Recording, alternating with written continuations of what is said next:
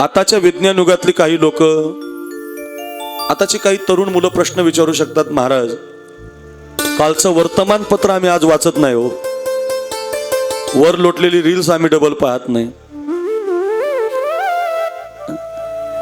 कालचा संदेश आम्ही डबल वाचत नाही, कालचं स्टेटस जर असलं ते डबल आम्ही पाहत नाही, आम्ही कालचा पेपर वाचत नाही. तुम्ही एवढी त्रेतायुगातली ही जुनी कथा आम्हाला का सांगता? कालचा पेपर वाचत नाहीत माणसं. सांगा आता, आपल्यापाशी एखादा जुना पेपर आला तर योगेश महाराज आपण वाचतो, नवीन आणा म्हणतो, नवीन आजचा आहे का? आजचा जे कालचा पेपर माणूस वाचू शकत नाही हो. तो पेपर आम्ही भजे खायला, चिवडा घ्यायला, विरोळला उपयोग करतो त्याचा.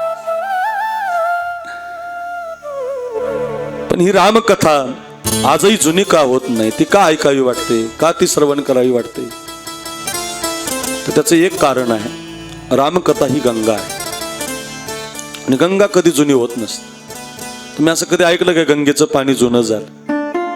कधीच. तुम्ही किती वेळेला स्नान करा, किती लोकांनी करू द्या, कोट्यावधी लोक गेली बघा प्रयागराजला, गंगा जुनी नाही झाली, होणार पण नाही.